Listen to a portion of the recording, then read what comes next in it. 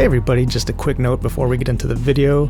I tried uploading this reaction to A Nightmare on Elm Street yesterday on Friday, because Fridays are when I upload my horror film reactions, but unfortunately I got hit with every reactor's nightmare, which is an automatic block for copyright, so the video was not viewable, and unfortunately, just because of the way my schedule worked out yesterday, I was not going to have time to rework and re-edit the video to make it copyright compliant.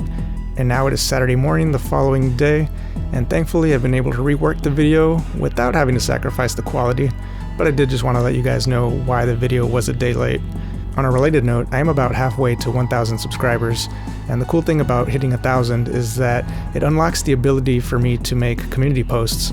Those are those news posts that'll show up in your algorithm from time to time, and once I have the ability to do that, I will use that as a way to update y'all whenever there's any sort of copyright issues or there's going to be delays for any reasons on my videos once I get to that 1,000 subscribers. Like I said, we're halfway there, looking forward to it.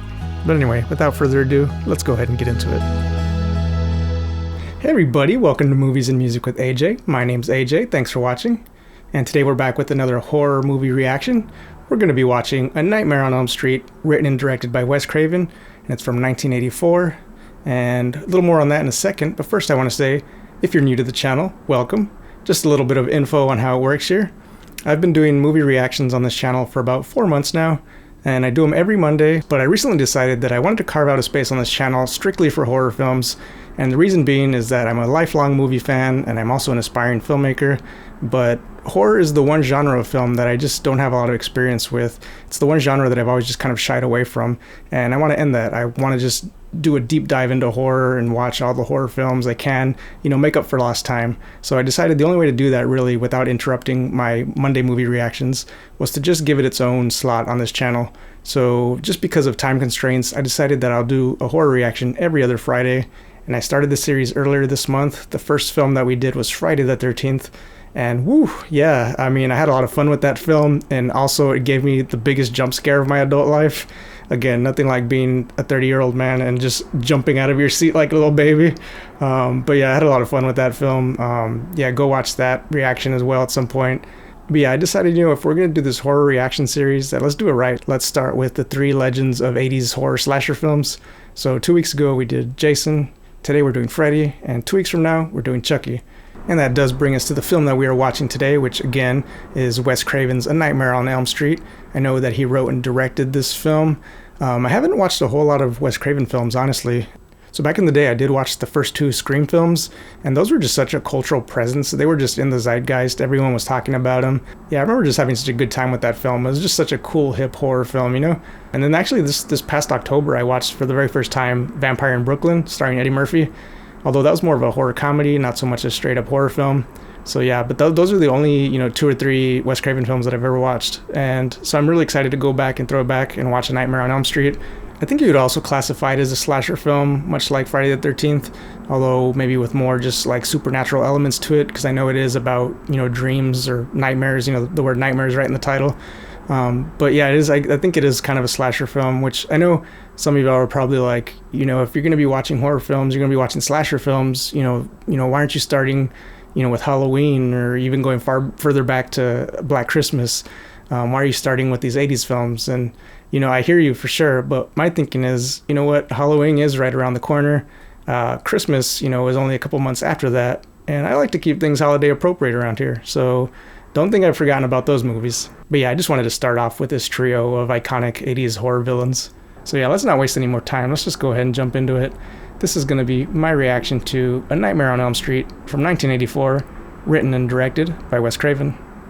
Let's go. Oh, that's pretty cool. Watched a lot of New Line Cinema back in my day. Believe Ninja Turtles, Mortal Kombat. Looks like we already got Freddy assembling his costume. That's the thing, despite knowing what Freddy looks like, I don't actually know anything about his actual backstory. So it'll be fun to finally learn all that. Introducing Johnny Depp. Wow, okay. I did not know he was in this movie. Robert Englund, that's right. I think I knew that.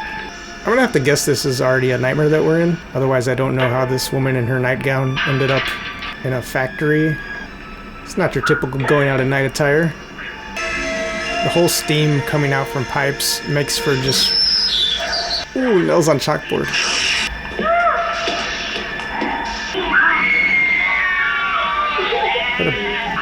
But I don't know how many factories just have...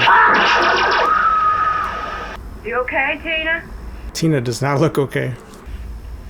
Oh, interesting. You gotta cut your fingernails. You gotta stop that kind of dreaming. Yeah, just quit having nightmares. Simple as that. Choose not to have nightmares. You can choose it away. You can pray it away. That should work. 5, 6, grab your cruise sound fix. I had a bad dream last night myself.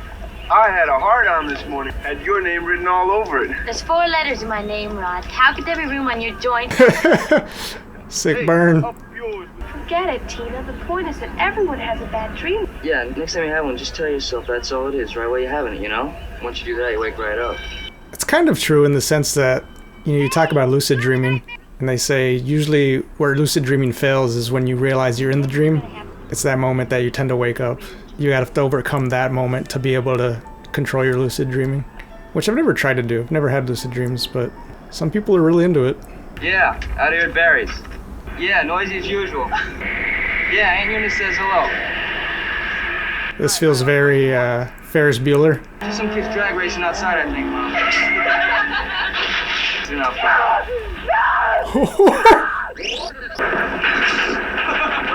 It's Ferris Bueller without any of the sort of mastery with which he has over parental manipulation. All day long I've been seeing that guy's weird face and hearing those fingernails. Fingernails? I dreamed about a guy in a dirty red and green sweater. It's red and green? This whole time I thought it was red and black. Actually, they were more like finger knives or something. Something he'd made himself. They made a horrible sound. Nancy. Just heard nails on the window. Something about nails just scratching chalkboards. Just... What is that? Why does that just make my whole body just like make a sour face when I hear that sound? There's gotta be a scientific explanation for that, right? I'm gonna punch out your ugly lights, whoever you are. Get by lane, bring your lamp down just 3 yards from the goal line. What the hell are you doing here? Came to make up, no big deal. Morality sucks. I knew there was something about you I liked. No more nightmares for either one of us then. Oh, he's been having them too. He's so on the nose.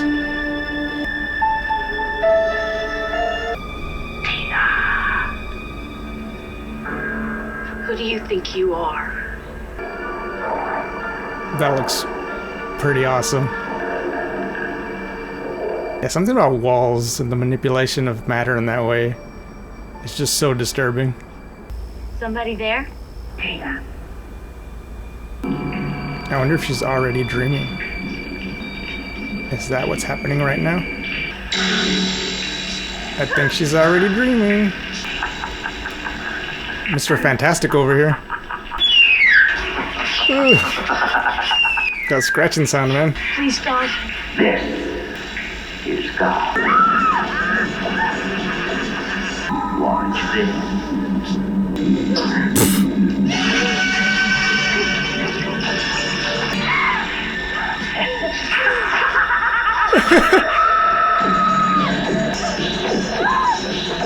Oh, that's kind of cool.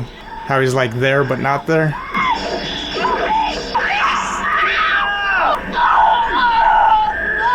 Oh, damn.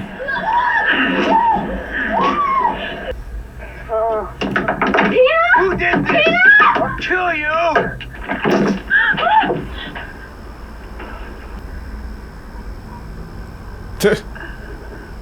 Her name was Tina Gray. Is her home? Now she's Tina Red.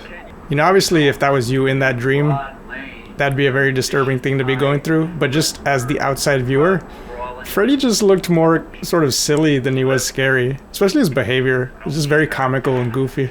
Especially a lunatic delinquent like Lane. This guy comes from the Harry Dean Stanton School of Line Delivery. Maybe you don't think murder is serious. How can you say I don't take her death seriously? Police say the victim, 15-year-old Christina Gray, had quarreled earlier with her boyfriend. I gotta go to school, Mother, otherwise I'll sit up there and go crazy. I can't stay up in my room. Otherwise I'll something. Go crazy? Don't mind if I do! She's gonna be pounding coffee to avoid falling asleep. You were screaming like crazy. There was somebody else there. Just move away from us, son. Real easy, like your ass depended on it. Hold it! Jesus Christ! Man, he must have got that shirt at Damn Flashes. Probably cost thousands of dollars. Uh-oh, she's falling asleep. I think she might already be asleep. I do like what this movie's doing, where it's just sort of blending sleeping and waking. Because there's that moment as you're drifting where you're not sure, you know? Sleep isn't as simple as immediately asleep, immediately awake. There is that sort of just gray zone. Where's your pass? Screw your pass. No running in the hallway.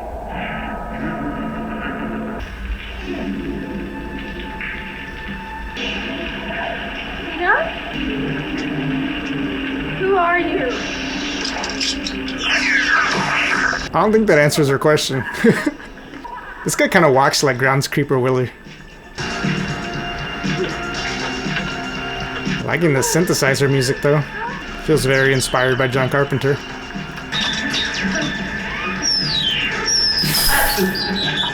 Again with that scratching noise. Come to Freddy.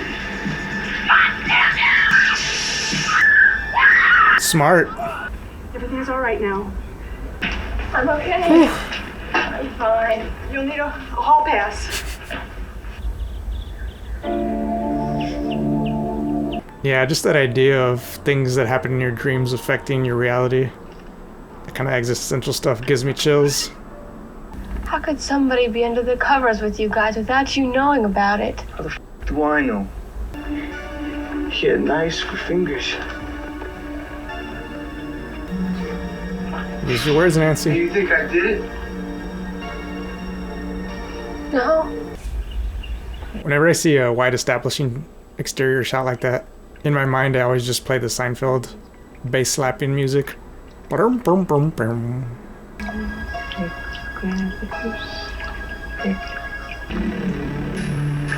Nope.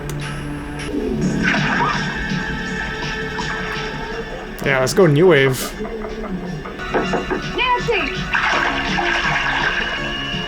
I'm okay. But I heard you screaming. You know how they say, like, after Jaws, a lot of people were scared to go in the water?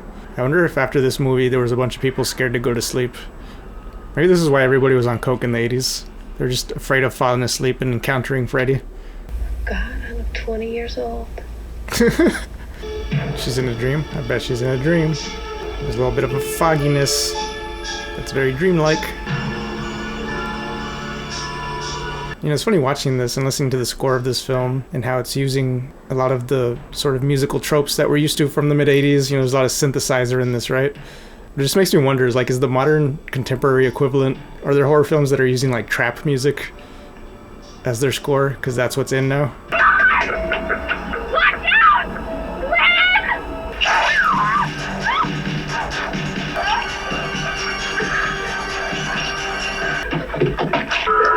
Oh, that's cool. It's just a dream. He isn't real.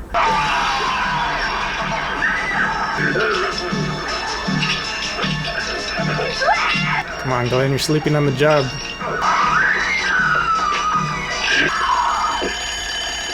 Smart setting the alarm. Yeah, she's just full of all kinds of clever tricks to evade Freddy. She seems to be winning the battle so far, outmaneuvering him every time. Oh, the feather. Look, we have reason to believe that there might be something very strange going on here. Got no argument with that. Where's this supposed to be taking place? A lot of these accents are very, like, East Coast. What are you doing here? Sort of like Jersey-ish, New York-ish. The guy's sleeping like a baby. He's not going anywhere. I don't even know what that guy's accent's supposed to be. It's like a little East Coast, a little bit Southern.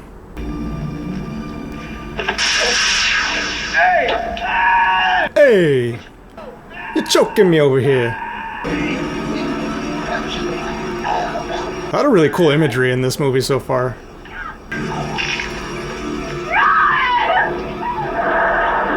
Freddy's smart though, making it look like a suicide. I don't know who he is, but he's burned.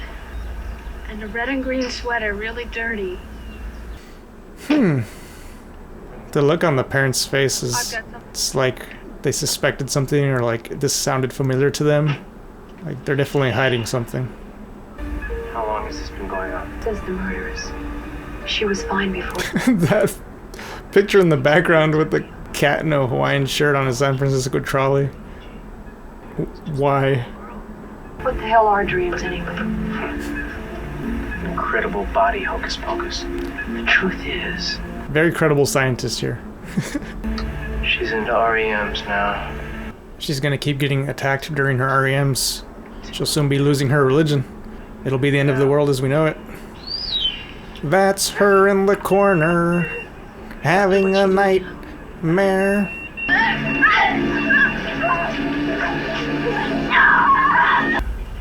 Whoa, did her hair go gray? That's wild. Oh my god, Earl! Get something! Like, Freddy cutting her and her bleeding, I get that. But damn, what did Freddy do to make her hair go gray? I brought something out from my tree. I grabbed it off his head. Yeah, that look. I feel like these parents are hiding something. I gotta go. Dude, that's not suspicious at all. It even has his name written in it. Fred Krueger. Somehow it's less cool when it's just Fred Krueger. Like Freddy Krueger. Okay, that sounds cool. Fred Krueger? That's your accountant. Fred Krueger can't come after you, Nancy. He's dead. You knew about him all this Yep. time? I had a feeling. Like it was something I made up? Screw sleep! The fact that the mom knows who that is and that he's only tormenting this very small group of people makes me think it's a really personal story in terms of like the relationship of the killer to the victims. Mother! She got a new bottle, I guess.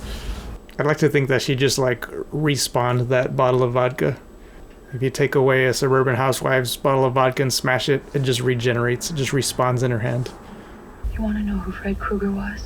He was a filthy child murderer who killed at least 20 kids in the neighborhood. The lawyers got fat and the judge got famous, but somebody forgot to sign the search warrant in the right place, and Krueger was free just like that. A bunch of us parents tracked him down after they let him out. Go on. Go on. Then lit the whole thing up and watched it burn.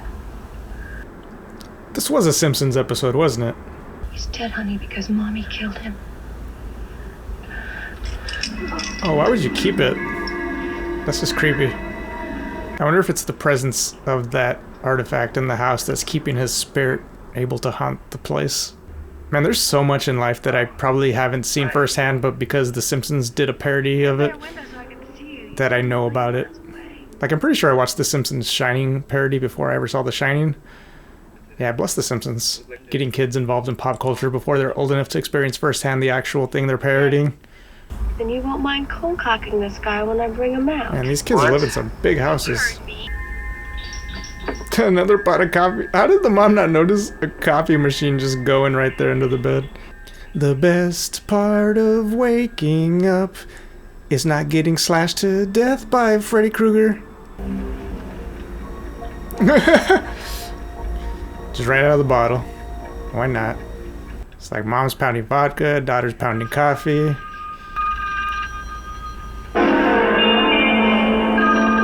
Oh, she fell asleep, didn't she? I'm your boyfriend now, Nancy.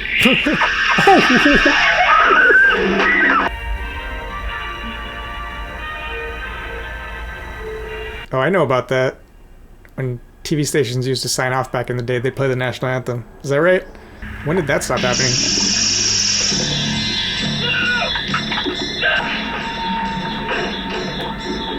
There are a lot of cool practical effects in this story, like really oh! I don't think Johnny Depp had that much blood in his body. It's raining blood, hallelujah, it's raining blood. That is the wildest / coolest shot in this whole film so far. You don't need a stretcher up there. You need a mop. Exactly. I was like, a stretcher's gonna do you any good for a fountain of blood? It's like when I'm walking my dog and I have little poop bags on the leash, and sometimes he just has diarrhea, and I'm like, there's nothing this bag is gonna do about that. Is that too gross? Is that too much information? You see anything funny, call me. Anything funny like what? I don't know. Anything funny? Like what? I don't know. Like a cat wearing a Hawaiian t-shirt riding a San Francisco trolley?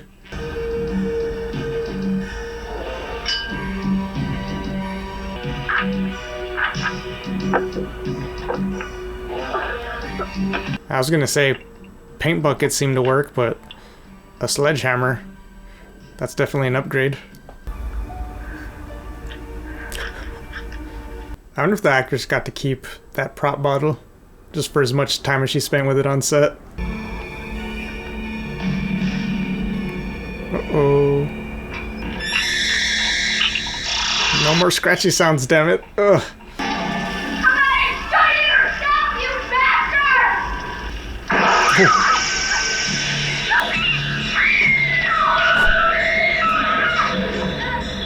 I do like that they're starting to get a little more creative with physical space in a dream.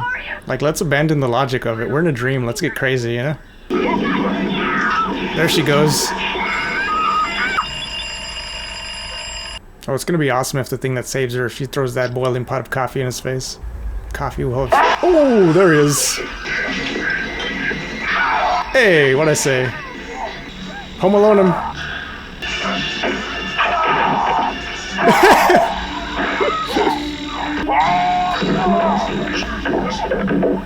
The burned bandit.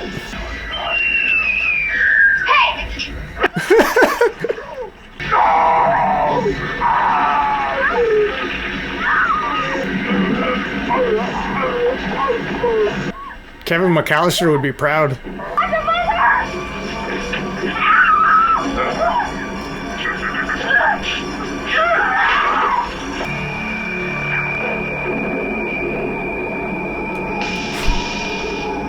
Is she waving? Looks like Freddy Krueger has won this round. Creepy. I know the secret now. This is just a dream. I want my mother and friends again. What? I take back every bit of energy I gave you.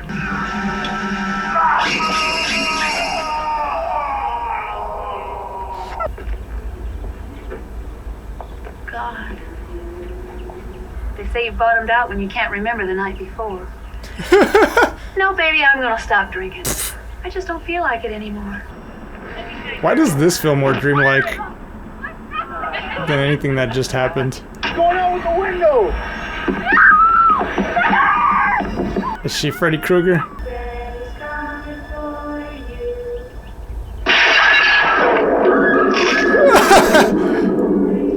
Okay, that was such a bizarre ending. Like, is that a dream within a dream? Alright, gotta love a good ambiguous ending, right? Especially when it comes to horror and suspense. You know, I always have to fight against my instinct of wanting to know every single bit of lore or explanation about something. But, you know, I feel like living in the mystery is just so much better at the end of the day. You know, like, I have so many questions about Freddy and, you know, how it is that he came to haunt these kids' dreams. And, you know, what about him or this situation allowed for this, you know, sort of hellish presence to exist? You know, part of me wants that answer, but part of me would also just rather live in the mystery and the ambiguity of it all. You know, I feel like that is something we tend to overdo in film nowadays, is just over-explain things and feel the need to have an exact logical explanation for every little sort of thing.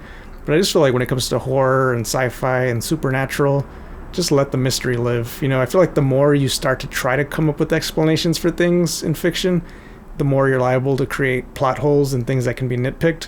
Whereas if you just don't explain any of it, you know, it's like that meme, you know, that the thinking guy, you know, can't create a plot hole if you barely create any plot, you know. And that's not an insult, you know, that's not shade to this movie.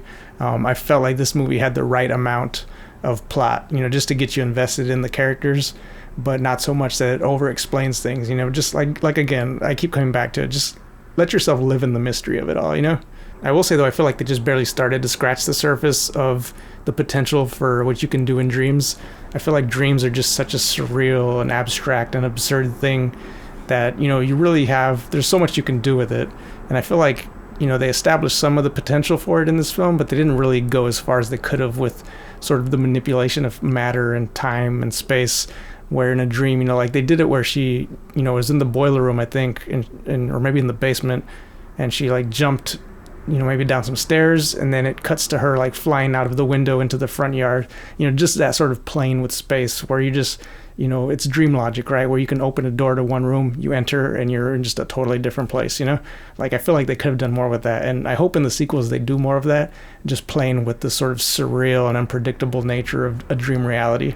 You know, I could have used a little bit more of that in this film. Yeah, but yeah, just that ending was just so creepy, and so, like, something was off about it immediately. I knew that, you know, the way the mom was talking just felt very sort of hyper real and surreal. And then as soon as that convertible, you know, the top comes down and it's, you know, the green and red stripes, I was like, oh, okay, they're for sure still in the dream. But yeah, to cut, you know, they cut to that scene from where he disappeared, you know, in that climactic showdown. So it was just a very odd, jarring cut, and it was, you know, obviously on purpose. It was meant to be jarring. That felt like the right way to end it, because it leaves you on this jarring note where you're just like on unsteady ground as an audience member. It's like, okay, what just actually happened? You know, is Nancy okay, or are her parents okay? You know, are her friends really alive? Are they really dead? How much of this is real? So I love that they ended it on that note, just leaving it super ambiguous and you have no idea. And honestly, I don't even know if the sequel is going to deal with that. You know, is Nancy a recurring character? You know, sort of how in the Scream movies, Neve Campbell's character was a recurring character? Or is it just sort of anthology style where, you know, every sequel is a different set of characters? You know, honestly, I would like it more probably if it was that way. You know, I feel like we got really as much as we could get out of this family. Anything else would just be, again, more over-explaining of backstory. I feel like it's time for Freddy to move on and start hunting other families. But I don't know. We'll see. And yeah, so if you like this video, go ahead and give it a thumbs up. And if you want to follow along with more of my reactions, hit that subscribe button and ring the bell for notifications, because that lets you know when I upload a new video. Signing out for today, this has been Movies and Music with AJ. My name's AJ. Thanks for watching, and have a good day.